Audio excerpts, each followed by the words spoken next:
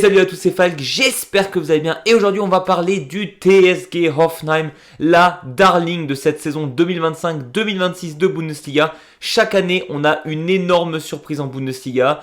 Et pour le coup le TSG Hoffenheim, je pense que très peu de gens les attendaient à ce niveau-là. Mais aujourd'hui, il faut absolument qu'on en parle. Parce que oui, j'ai réfléchi entre le TSG Hoffenheim et le Borussia Dortmund qui, pareil, depuis ce début d'année 2026 est absolument incroyable. Mais on va se réserver plutôt Dortmund pour le Klassiker qui arrive dans 2 week-ends. Là, on a un TSG Hoffenheim qui en 2026 a tout simplement gagné tous ses matchs. Sauf la grosse défaite il y a 2 week-ends face au FC Bayern. Et peut-être que certains d'entre vous ont oublié, mais pourquoi je parle de la grosse surprise de cette saison 2025-2026 ? Le TSG Hoffenheim, c'est pas comme si ça faisait plusieurs saisons qu'ils essayaient de se rapprocher de l'Europe ou quoi. La saison dernière, on rappelle que le TSG était 15e de Bundesliga avec seulement 32 points. Pour vous donner un ordre d'idée, Heidenheim était 16e et a donc joué la relégation avec 29 points. Donc il y a vraiment juste une victoire entre la 15e et la 16e place et Hoffenheim était sur cette 15e place. Cette 15e place du TSG faisait tout simplement écho à une saison totalement catastrophique du TSG Hoffenheim, que ce soit en interne ou au niveau des résultats.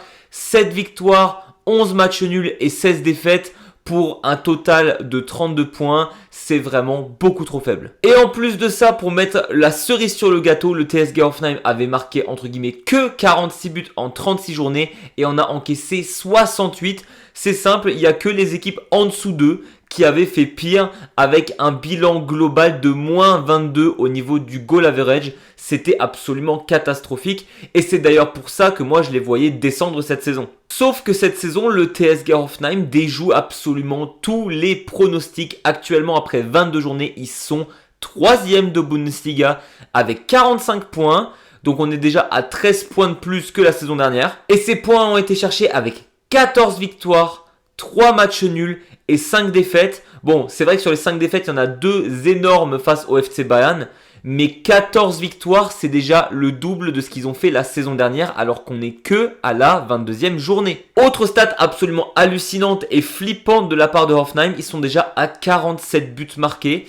Donc après 22 journées, ils ont marqué un but de plus que la saison dernière globalement et ils en ont encaissé que 27. Donc on a la 3e meilleure attaque de Bundesliga à égalité avec le Borussia Dortmund et une des toutes meilleures défenses. Tout va bien. Mais donc, qu'est-ce qui s'est passé entre la saison dernière et cette saison pour que le TSG Hoffenheim explose autant tous les pronostics? Pour rappeler quand même le contexte rapidement, la saison dernière de Hoffenheim, elle était vraiment compliquée en interne. On avait toutes les tensions absolument gigantesques autour de Dietmar Hopp. Dietmar Hopp qui était concrètement l'actionnaire majoritaire du TSG Hoffenheim, qui leur a permis, grâce à son argent entre guillemets, d'être là où ils sont aujourd'hui. Je veux dire, Hoffenheim était tout en bas de la chaîne alimentaire et ils sont quand même montés jusqu'en Bundesliga grâce à cet argent. Mais petit à petit, les fans se rendaient compte qu'ils pouvaient avoir des soucis dans le futur à cause de la règle du 50+1. Les fans souhaitaient que Dietmar Hopp s'enlève de ses fonctions. Ça a créé énormément de débats. On a eu énormément de manifestations de fans la saison dernière. On a même eu des menaces de mort envers Dietmar Hopp. Enfin bref, des histoires assez sombres autour de lui. Et donc, il a tout simplement quitté son poste. Mais encore aujourd'hui, il faut savoir que Dietmar Hopp a toujours de très bonnes relations avec pas mal de dirigeants du club, avec des membres de staff, avec même des agents de joueurs actuels du TSG Hoffenheim. Donc oui, en soi, Dietmar Hopp n'est plus le visage du TSG, mais il est toujours un peu dans les parages. Donc même si les tensions globales se sont apaisées, parce que l'année dernière, c'était assez méchant ce qui se passait quand même tout autour de Dietmar Hopp et du TSG Hoffenheim, c'est pas complètement encore réglé ces histoires. Donc c'est aussi étonnant de voir que ça marche aussi bien. Après, clairement, Dietmar Hopp, c'est un grand passionné de Bundesliga. Il est vraiment fan de son club qui est le TSG Hoffenheim et se fait de plus en plus petit dans l'univers global de Hoffenheim pour que le sportif prenne le dessus. C'est assez honorable de sa part et ça permet d'avoir des tensions apaisées et ça se remarque tout de suite sur le terrain. Donc d'un côté, des tensions globalement apaisées au sein de ce club du TSG Hoffenheim et de l'autre côté, on va parler évidemment de l'acteur majeur d'après moi qui fait que Hoffenheim c'est aussi fort cette saison, Christian Elsa, le coach autrichien qui est arrivé à la mi-saison l'année dernière après une ribambelle de coachs qui sont partis, qui sont venus, enfin bref, lui est arrivé pour rester. J'ai en souvenir une vidéo de Tis de ce début de saison 2025-2026 qui parlait des différents coachs qu'il fallait suivre. J'ai déjà parlé de cette chaîne, je vous mettrai sûrement la vidéo quelque part ici. Et il avait à un moment parlé de Christian Elza en disant que ça va être vraiment un coach à suivre et qui va permettre au TSG Hoffenheim de revoir les hauteurs de la Bundesliga. Et pour le coup, je n'y croyais pas du tout. Bon d'ailleurs, il fallait aussi surveiller Paul Simonis. Ah, ça a beaucoup moins marché. Mais c'est vrai que les arguments étaient assez solides. Surtout qu'il disait que le TSG Hoffenheim, sur les 8 matchs de pré-saison, avait fait 8 victoires. Moi, j'ai tendance à dire que la pré-saison, on s'en fiche en général. Mais ça montrait une certaine dynamique. Et il faut croire qu'on voit bien aujourd'hui que c'est pas pour rien que le Werder Bremen avait perdu ses 2 matchs de pré-saison face à ce TSG Hoffenheim. Je crois même sans marquer de but. Alors clairement, le Christian Elza ne vient pas de nulle part. Hein. Je l'avais suivi à l'époque avec le Sturm Graz, qu'il a fait une super saison avec ce club autrichien. Et donc, il a été entre guillemets promu en Bundesliga. Il est arrivé à Hoffenheim. Et là, à voir, est-ce qu'il allait avoir un peu de stabilité ou non? Eh ben oui, niveau stabilité, on peut pas avoir meilleure limite cette saison en Bundes. Déjà, au niveau des compos de Christian Elza, on est surtout sur du 3-4-2-1 ou du 4-2-3-1. Ça dépend des adversaires, mais la première composition est surtout utilisée en match. Quelque chose d'assez impressionnant avec cette équipe de Hoffenheim qu'on voit quand même assez rarement, c'est qu'on a une impression d'équipe coupée en deux sur le terrain, où on voit vraiment le bloc défensif et le bloc offensif qui ne se mélangent pas. Et je veux dire, quand on prend les hauteurs de la Bundesliga, que ce soit le BVB ou le FC Bayern, généralement, il y a une grosse rotation des joueurs. Les défenseurs, surtout du Bayern, sont très très hauts. À Dortmund, ça se mélange entre l'attaque, la défense, etc. Mais Hoffenheim, on a vraiment bloc bas, bloc haut et c'est tout. C'est simple, lorsque vous allez regarder le TSG Hoffenheim jouer, Christian Elza, il veut absolument qu'il y ait au moins 3 joueurs bloc bas qui ne participent pas à l'action offensive. Il y a toujours 3 mecs minimum en bas au cas où il y a des erreurs qui se font qu'on peut rattraper éventuellement et pas qu'on se fasse avoir sur une contre-attaque. Et ça montre aussi la lucidité de l'entraîneur qui voit le matériel, et par le matériel je parle évidemment des joueurs qu'il a à disposition, qui ne sont pas évidemment de classe mondiale comme le FC Bayern ou le Borussia Dortmund, mais chacun de ces joueurs connaît son rôle, connaît son poste, et alors niveau stabilité, le club en avait clairement besoin. Et d'ailleurs défensivement c'est très très fort de la part du TSG Hoffenheim, parce que ça ne panique pas même lorsqu'ils sont menés à 1-0, ça joue toujours de la même manière, et défensivement on a toujours le bloc entier qui se déplace à l'unisson, et ça rajoute pareil de la stabilité, et j'ai vraiment l'impression que c'est le mot d'ordre pour cette équipe du TSG. On a quand même une stat offensive qui donne raison à la très bonne défense de Christian Elza. Le TSG Hoffenheim est l'une des équipes qui perd le plus de ballons sur passe directe. Et donc forcément, lorsque tu perds beaucoup de ballons à cause de passes ratées, le fait d'avoir des joueurs derrière pour sauver les gaffes entre guillemets, forcément ça aide énormément. Et la preuve, le TSG a encaissé très peu de buts cette saison. Ce n'est pas parce que cette équipe a un bloc bas assez compact qu'ils n'ont pas une très bonne attaque et qui sont surtout pas agressifs comme pas possible. Le TSG Hoffenheim fait partie du top 3 des équipes qui agressent le plus le porteur de balle adverse. C'est-à-dire que quand les adversaires ont le ballon, vous allez forcément voir les joueurs du TSG lui foncer dessus pour espérer récupérer les ballons. Et vous savez quoi, ça marche, ils récupèrent. C'est peut-être même, je crois, le club avec le FC Bayern qui récupère le plus de ballons dans la deuxième moitié de terrain. Donc en général, vous avez le ballon en tant qu'équipe simple de Bundesliga. Hoffenheim, ils vont vous la chourer. Et ça va aussi avec les stats de perte de balle dans la deuxième partie de terrain où Hoffenheim en perd énormément. Mais les autres clubs, c'est qui? Leverkusen, Leipzig, Bayern. Parce que forcément, plus tu es agressif, plus tu es offensif, et plus tu vas te créer des occasions et tu vas avoir la possession de balle, plus tu vas perdre de ballon. C'est totalement logique sur le papier. C'est ça que je trouve absolument dingue avec Christian Elza en tant que coach du TSG Hoffenheim, c'est qu'il maximise les risques offensifs, mais en minimisant les risques défensifs. C'est-à-dire qu'on a une équipe qui va se battre, qui sait qu'elle peut faire des erreurs, il s'en fiche vu qu'il y a toujours un coéquipier derrière eux pour éventuellement ressauver la mise. Et ça montre déjà un groupe ultra soudé, ce qu'on n'a pas eu à Hoffenheim depuis des années, et je pense que Kramaric peut l'attester vu que littéralement l'année dernière dans les médias il avait dit que la direction c'était nul, qu'ils faisaient pas les transferts qu'il fallait, etc.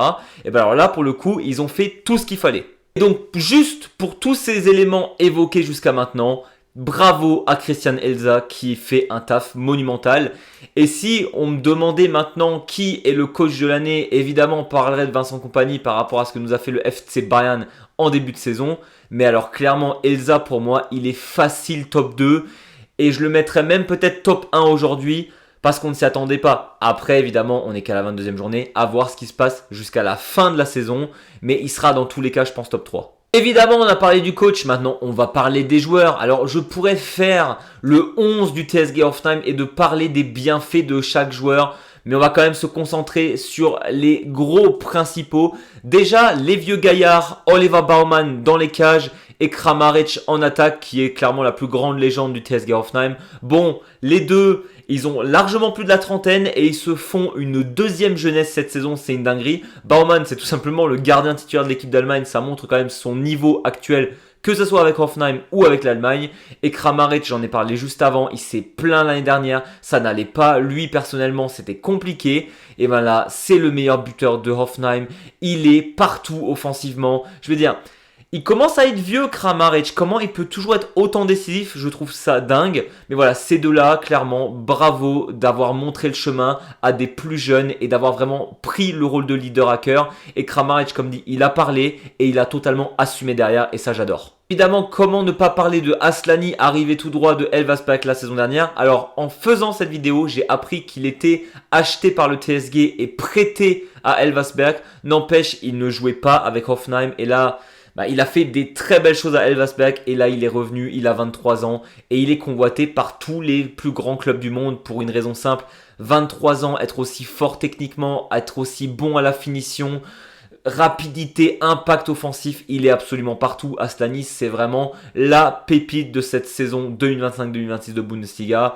Et j'ai très peur qu'on ne le revoie plus l'année prochaine malheureusement. Le milieu de terrain est peut-être un des joueurs qui m'impressionne le plus cette saison en Bundesliga au niveau du milieu de terrain, c'est Boga. 25 ans, arrivé d'Angleterre et tout simplement le pivot de cette équipe du TSG. C'est peut-être même le seul joueur qui fait vraiment la liaison entre cette fameuse défense et cette attaque. Mais entre ces deux, on a vraiment Boga qui est là pour donner les instructions défensives, qui va faire les bonnes passes offensives, qui est en plus bon sur coup franc, qui est un leader en fait. Boga, c'est vraiment pour moi le leader avec Kramaric et Baumann de cette équipe de Hoffenheim. C'est vraiment les poumons de cette équipe et je trouve absolument dingue. Quelqu'un qui vient d'arriver en début de saison dans un club, dans un nouveau club, prendre un rôle de leader aussi facilement, chapeau bas. Et en défense, comment ne pas parler de Koufal qui, à 33 ans, après 5 ans à West Ham, est arrivé à Hoffenheim aussi cette saison et est devenu le leader défensif. Et c'est vraiment l'âme de la défense du TSG.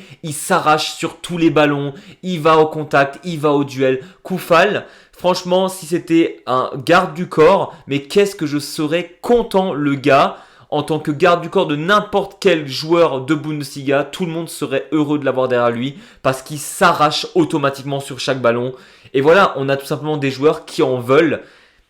Qu'est-ce qu'on veut de plus en fait? Tout à l'heure, quand on parlait d'un groupe soudé, la mentalité de ces joueurs-là aide totalement à avoir ce groupe qu'a le TSG Hoffenheim cette saison. On pourrait aussi parler de Lempale lorsqu'il joue, de Prömel, de Touré que je trouve exceptionnel aussi en percussion offensive et lors des contre-attaques il est très très fort. Voilà, on a un groupe global extrêmement soudé, un très bon coach et forcément plus et plus et plus en Bundesliga, surtout cette saison, c'est troisième et c'est totalement mérité. La question que tout le monde se pose, est-ce que le TSG Hoffenheim va le faire, va aller en Ligue des Champions la saison prochaine?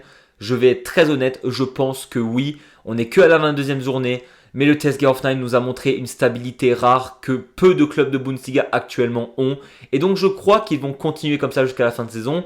Mais maintenant j'ai envie de dire attention, jurisprudence, Heidenheim et Mainz 05.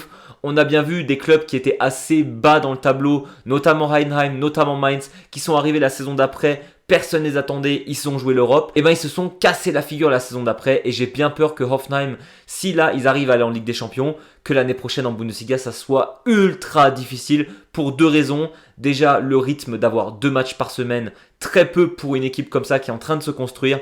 Et en plus de ça, toutes les jeunes stars, notamment Aslani, est-ce qu'ils seront encore là cet été? Personnellement, je ne suis pas sûr. Et donc forcément, tu as la fatigue qui va s'accumuler. Tes jeunes joueurs très très forts qui vont partir, ça risque d'être compliqué la saison d'après. Voilà, c'était tout pour moi, j'espère que cette vidéo vous a plu. N'hésitez pas vous à me donner votre avis sur ce nouveau TSG Hoffenheim de cette saison 2025-2026. Vont-ils réussir à aller en Ligue des Champions d'après vous? Si cette vidéo vous a plu, n'hésitez pas à vous abonner ou mettre un gros pouce à l'eau. Nous on se retrouve très vite pour de nouvelles vidéos foot et Bundesliga. Et d'ici là, je vous dis, servus!